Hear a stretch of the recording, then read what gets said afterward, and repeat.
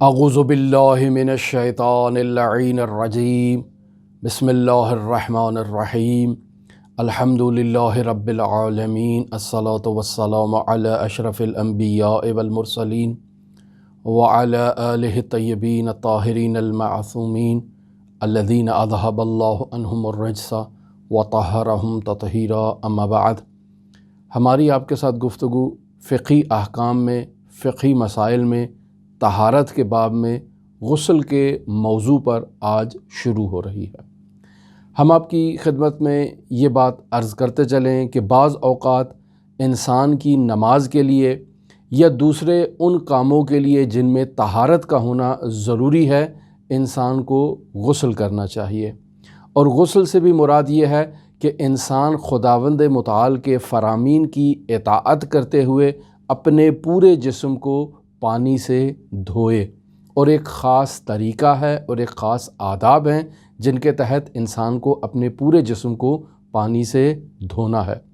میں غسل کا طریقہ کار بیان کرنے سے پہلے آپ کی خدمت میں غسل کی اقسام اور انواع کو ذکر کرتا ہوں، تو آپ بطور کلی اس بات کو اپنے ذہن میں رکھ لیں کہ انسان کے اوپر دو قسم کے غسل ہوتے ہیں۔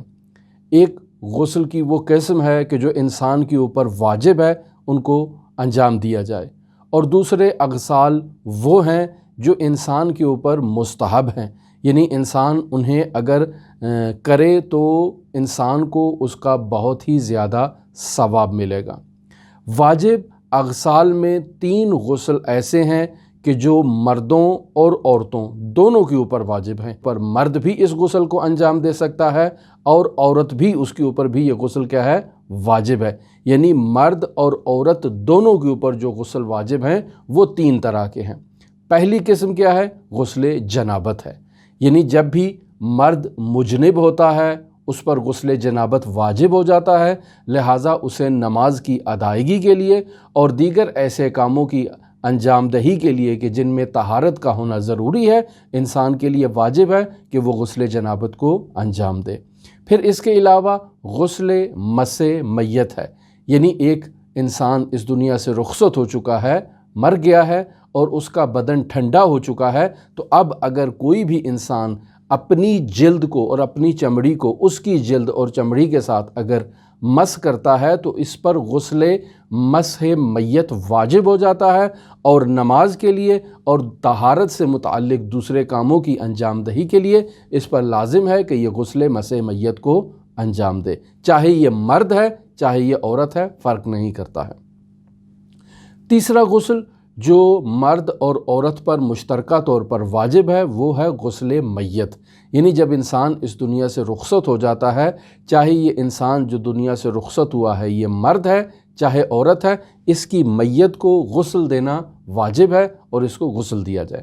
یہ وہ 3 اغسال ایسے ہیں جو مرد اور عورت دونوں کے اوپر مشترکہ طور پر واجب ہیں، لیکن 3 غسل ایسے ہیں جو صرف خاتون کے اوپر واجب ہیں، مرد کے اوپر یہ غسل واجب نہیں ہوتے۔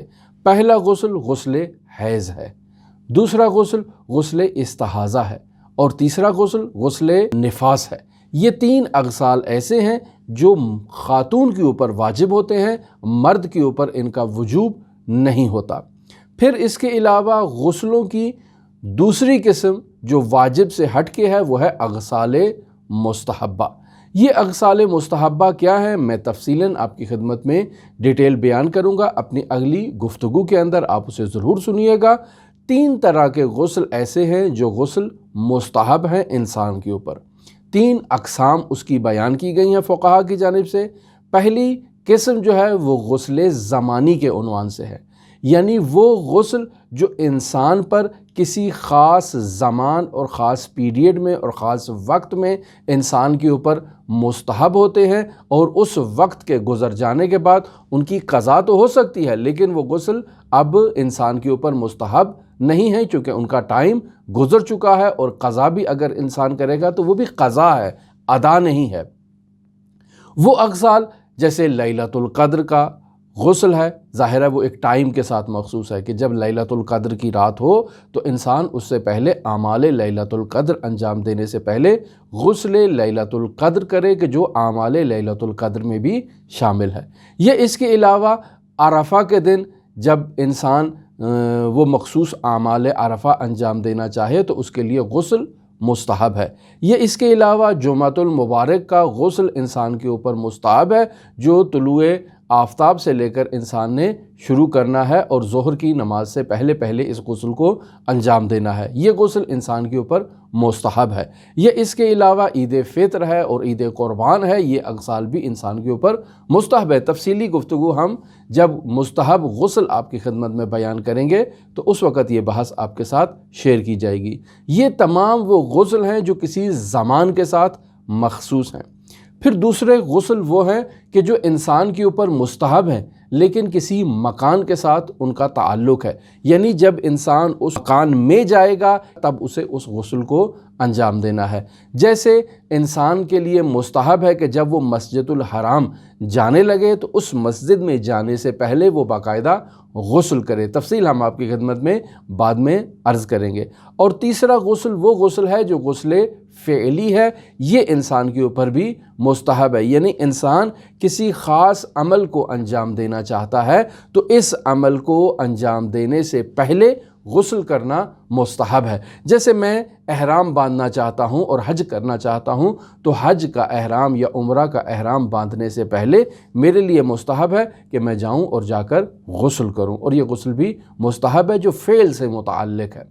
تو یہ تفصیل ہم آپ کی خدمت میں رفتہ رفتہ بیان کریں گے، اگر آپ دلچسپی رکھتے ہو تو ہمارے ساتھ رہیں۔ سب سے پہلا غسل جو مرد کے اوپر بھی واجب ہے اور خاتون کے اوپر بھی واجب ہے، یہ غسل جنابت ہے۔ غسل جنابت کسے کہتے ہیں؟ انسان کیسے مجنب ہوتا ہے یہ جاننا ضروری ہے۔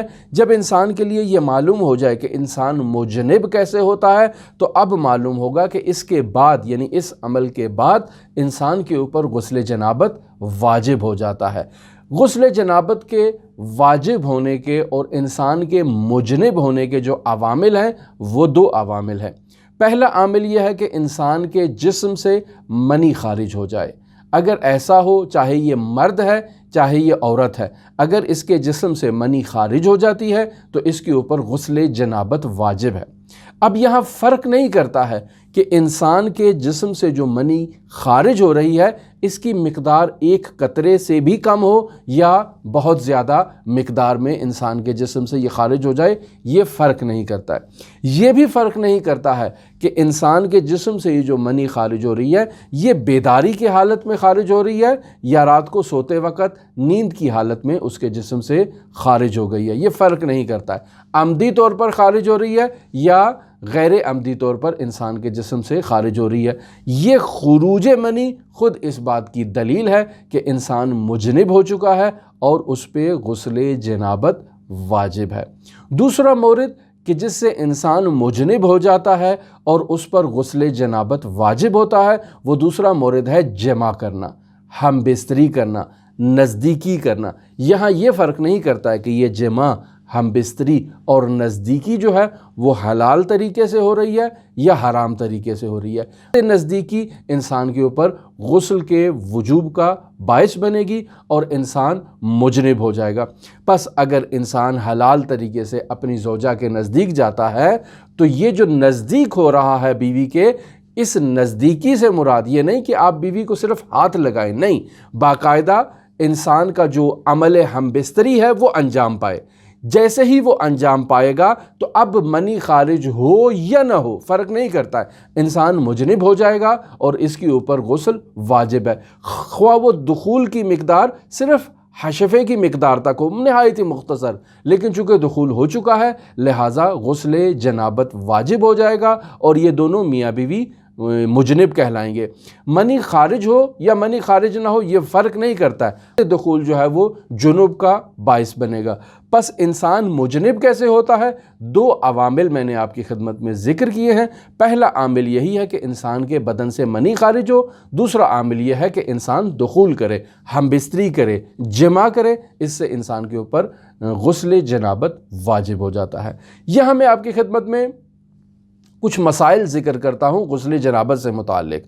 مثلا پہلا مسئلہ یہ ہے کہ اگر انسان کے جسم میں منی حرکت کرتی ہے، یعنی کہ میرے وجود میں منی نے اپنی جگہ سے حرکت کی ہے لیکن ابھی وہ میرے جسم سے خارج نہیں ہوئی ہے، اندر ہی حرکت کر رہی ہے، تو اس صورت میں انسان کے اوپر غسل جنابت واجب نہیں ہوتا ہے اور انسان مجنب بھی نہیں کہلاتا۔ مجنب کب ہوتا ہے؟ جب وہ انسان کے جسم سے باہر نکلے۔ اگر باہر نہیں نکلتی تو انسان مجنب نہیں ہے اور اس پر غسل جنابت بھی واجب نہیں ہے۔ دوسرا مسئلہ، جس شخص کو یہ معلوم ہو کہ اس سے منی خارج ہو گئی ہے اور وہ مجنب ہے تو اس پر غسل جنابت واجب ہے، یعنی علم کا ہونا ضروری ہے۔ اگر اس پہ معلوم ہوگا تب اس کے اوپر غسل جنابت واجب ہے۔ اب اگر اس کو معلوم ہی نہیں ہے کہ اس سے کوئی چیز خارج ہوئی ہے یا خارج نہیں ہوئی ہے تو ظاہر ہے عدم علم کی بنیاد پر اس وقت تک اس کے اوپر غسل جنابت واجب نہیں ہوگا جب تک اس کو علم نہیں ہو جاتا ہے۔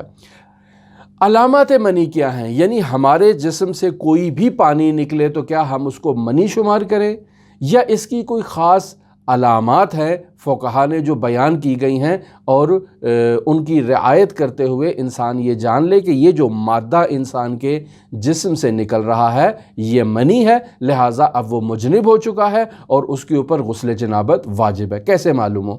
3 علامات فقہا نے بیان کی ہے۔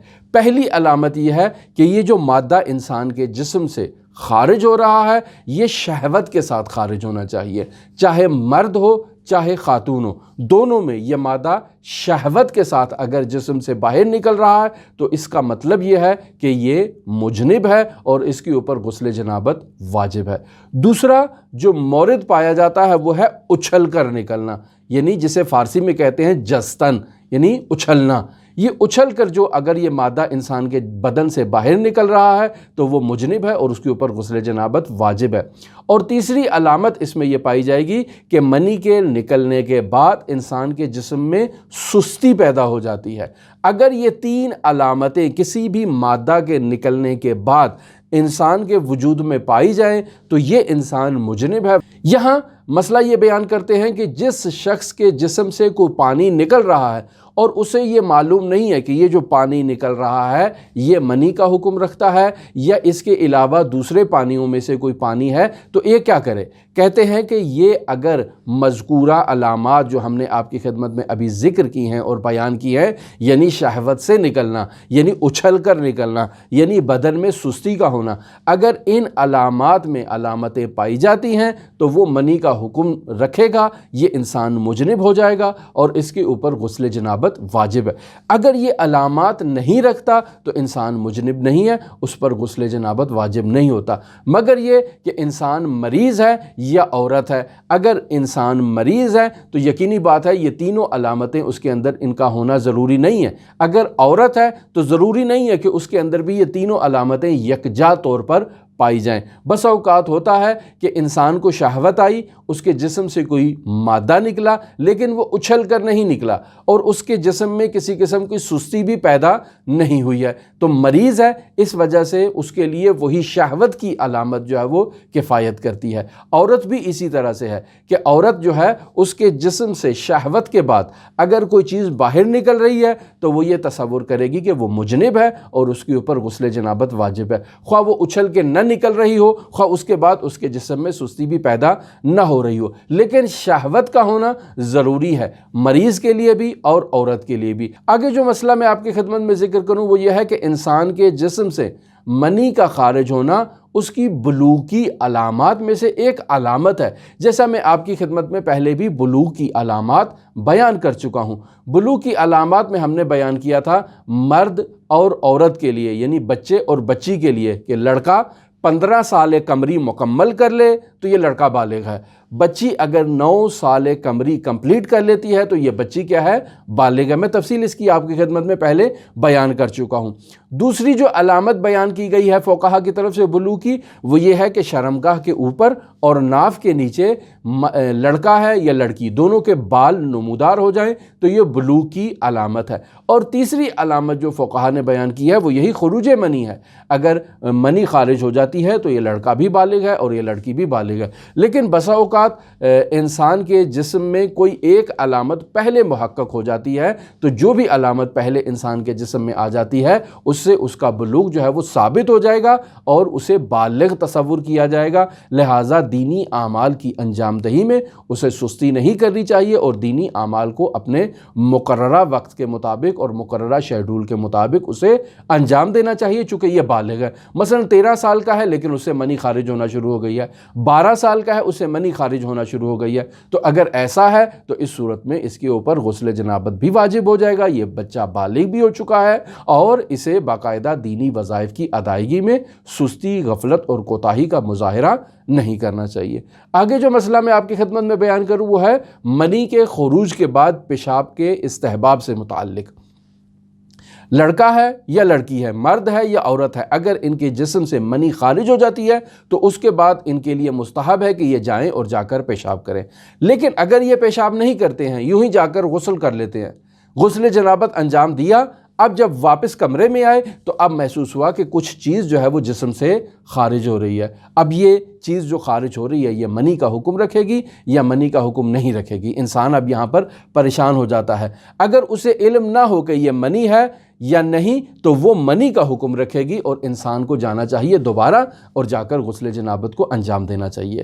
کیوں؟ چونکہ اس نے اس مستحب پر عمل نہیں کیا جو پیشاب کرنا تھا جنابت کے بعد۔ اگر جنابت کے بعد پیشاب کر لیتا تو جسم میں جتنا بھی کوئی مادہ موجود تھا وہ باہر نکل جاتا، لہٰذا چونکہ اس نے پیشاب نہیں کیا، ابھی اس کے اندر ممکن ہے منی کے کچھ قطرات باقی رہ گئے ہوں، یہ چلا گیا، جا کر اس نے غسل انجام دیا، اور جب چلتا ہے انسان تو انسان کے جسم میں جو اگر کوئی اس میں ناف کے اندر کوئی چیز موجود ہو تو وہ حرکت کی وجہ سے باہر نکل آتی ہے، اگر باہر نکل آئی تو اب اس کے اوپر جو ہے نا وہ غسل جنابت دوبارہ لازم ہو جائے گا، جا کر دوبارہ غسل جنابت کو انجام دے۔ آگے جو مسئلہ بیان کیا ہے فقہا نے وہ یہ ہے کہ خواتین بھی مردوں کی طرح مجنب ہو سکتی ہیں، لیکن بہت کم ایسا ان کے لیے اتفاق ہوتا ہے، لہٰذا چونکہ ہو سکتی ہیں اس وجہ سے اس مسئلے میں خواتین کو بھی شامل کیا گیا ہے۔ جب انہیں منی کے خارج ہونے کا یقین ہو جائے تو ان پر بھی غسل جنابت واجب ہو جاتا ہے، اور اگر انہیں شک ہو کہ آیا ان سے منی خارج ہوئی ہے یا خارج نہیں ہوئی ہے تو اب شک کی صورت میں ان پر غسل جنابت واجب نہیں ہوتا۔ اور آگے جو مسئلہ آپ کی خدمت میں غسل جنابت سے متعلق بیان کروں وہ ہے استمناء کا، یعنی انسان خود کوئی ایسا کام کرتا ہے جس سے اس کے بدن سے منی خارج ہو جاتی ہے، خود وہ اپنی منی کے خروج کا باعث بنتا ہے، کوئی ایسا پست فعل انجام دیتا ہے جسے ہماری دینی اصطلاحات میں استمناء کہا جاتا ہے، روایات میں اس قبیح فعل کی نہایت مذمت کی گئی ہے اور اسے گناہان کبیرہ سے شمار کیا گیا ہے۔ اگر آپ مرحوم دستغیب شیرازی کی کتاب گناہان کبیرہ دیکھیں تو وہاں باقاعدہ اس کو ذکر کیا گیا ہے اور اس سے متعلق روایات کو بھی انہوں نے بیان کیا ہے۔ پس اگر انسان خود سے کوئی ایسا کام کرتا ہے جس سے اس کے بدن سے منی خارج ہو جاتی ہے تو اس انسان کے اوپر غسل جنابت واجب ہو جاتا ہے اور یہ نماز سے پہلے اس غسل جنابت کو انجام دے گا، یا ہر وہ کام جس کے لیے طہارت کا ہونا ضروری ہے اس کام کی انجام دہی سے پہلے یہ باقاعدہ جا کر غسل جنابت کو انجام دے گا۔ اب یہ سوال یہ پیدا ہوتا ہے کہ انسان جو مجنب ہے جس پر غسل جنابت واجب ہے اور ابھی اس نے غسل جنابت کو انجام نہیں دیا، کون کون سے کام اس کے اوپر حرام ہیں اور کون کون سے کام یہ انجام دے سکتا ہے۔ وہ کام جو انجام دے سکتا ہے اگر وہ ان حرام کی فہرست میں شامل نہیں ہے تو وہ ان کو انجام دے سکتا ہے، لیکن اگر یہ حرام فہرست جو میں آپ کی خدمت میں 6 اعمال بیان کروں گا اگر ان میں شامل ہے کوئی ایک تو اسے وہ انجام نہیں دے سکتا ہے، یہ حرام ہے، باقی سب کو وہ انجام دے سکتا ہے۔ پہلا مورد کیا ہے؟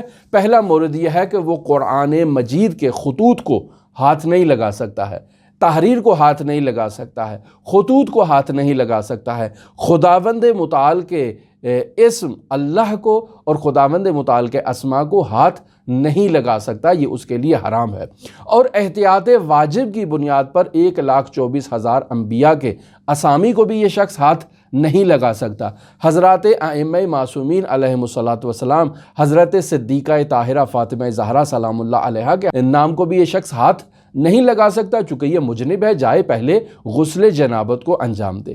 دوسری چیز جو اس شخص کے اوپر حرام ہے وہ یہ ہے کہ یہ شخص مسجد الحرام اور مسجد النبی میں داخل نہیں ہو سکتا، ولو یہ ایک دروازے سے داخل ہونا چاہتا ہے اور دوسرے دروازے سے یہ باہر نکلنا چاہتا ہے، لیکن ایسا نہیں کر سکتا چونکہ اس کے اوپر یہ حرام ہے۔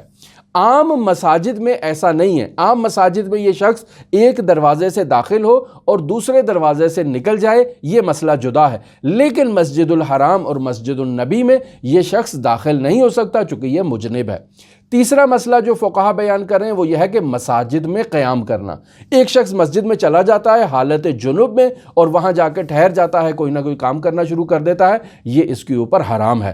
اور چوتھی چیز کہ مسجد میں کوئی چیز باہر سے رکھنا، یعنی انسان مسجد کے باہر میں ہے، کوئی چیز مسجد کے اندر رکھ دیتا ہے، یہ اس کے لیے حرام ہے، ایسا یہ کام نہیں کر سکتا۔ پانچواں مورد جو بیان کیا گیا ہے وہ ہے کہ وہ صورتیں جن میں انسان کے اوپر سجدہ کرنا واجب ہے، یعنی ایک ایسی آیت موجود ہے ان کے اندر کہ جس آیت کے تلاوت کے بعد اس کے اوپر سجدہ واجب ہے، ان صورتوں کی تلاوت کرنا اس شخص مجنب پر حرام ہے، ولو اس کا ایک حرف ہی یہ تلاوت کرنا چاہے، یہ اس کے اوپر حرام ہے۔ وہ کون سی صورتیں ہیں کہ جن میں سجدہ واجب ہے؟ سورہ سجدہ کی آیت نمبر 15 ہے، اس میں سجدہ واجب ہے اس آیت کی تلاوت کے بعد، لیکن مجنب سورہ سجدہ کو تلاوت نہیں کر سکتا، سورہ فصلت کی تلاوت نہیں کر سکتا، اگرچہ آیت سجدہ جو ہے وہ آیت نمبر 37 ہے۔ سورہ نجم کی تلاوت نہیں کر سکتا، اگرچہ آیت سجدہ جو ہے وہ آخری آیت ہے۔ سورہ علق کی تلاوت نہیں کر سکتا، اگرچہ آیت سجدہ جو ہے وہ آخری آیت ہے۔ پس ان چار صورتوں سے ایک کلمے کی بھی تلاوت شخص مجنب نہیں کر سکتا، اس کے لیے یہ تلاوت کرنا حرام ہے۔ اور پھر آخری مورد کہ احتیاط واجب کی بنیاد پر شخص مجنب حضرات ائمہ معصومین علیہم الصلاۃ کے حرمہائے مطہر میں قیام نہیں کر سکتا ہے، اور اسے حرم مطہر میں جا کر قیام نہیں کرنا چاہیے۔ آخر میں بیان ایک مسئلہ ذکر کرتے ہیں تاکہ ہم اپنی گفتگو کو کمپلیٹ کر لیں، اور وہ مسئلہ یہ ہے کہ وہ دفاتر جن میں بعض ایسے کیبن بنائے جاتے ہیں جس میں جا کر لوگ نماز پڑھتے ہیں، سوال یہ پیدا ہوتا ہے کہ کیا شخص مجنب ان کیبن کے اندر جا سکتا ہے اور وہاں جا کر بیٹھ سکتا ہے؟ تو یہاں فرماتے ہیں کہ جی ہاں، ان کیبنز میں جا سکتے ہیں۔ کیوں؟ چونکہ وہ کیبن مسجد کا حکم نہیں رکھتے، وہ صرف نماز پڑھنے کے لیے مخصوص کیے گئے ہیں، وہ مسجد نہیں ہے۔ البتہ اگر ان اداروں میں باقاعدہ اس کیبن کو مسجد کے لیے وقف کیا گیا ہو، تب یہاں وہ مسجد کا حکم رکھے گا، اور وہاں توقف کرنا اس شخص مجنب کے لیے حرام ہے، وہاں اس صورت میں یہ شخص نہیں جا سکتا۔ واجب اور مستحب اغسال کی تمام بحث ہم نے آپ کی خدمت میں آج کمپلیٹ کر دی، اور پہلا مورد جو غسل جنابت تھا وہ بھی ہم نے آپ کی خدمت میں بیان کر دیا۔ غسل کے موضوع پر ہماری آپ کے ساتھ گفتگو جاری رہے گی، اگر آپ دلچسپی رکھتے ہوں تو ہمارے ساتھ رہ سکتے ہیں۔ اللہم صلی علی محمد و آل محمد وعجل فرج قائم آل محمد۔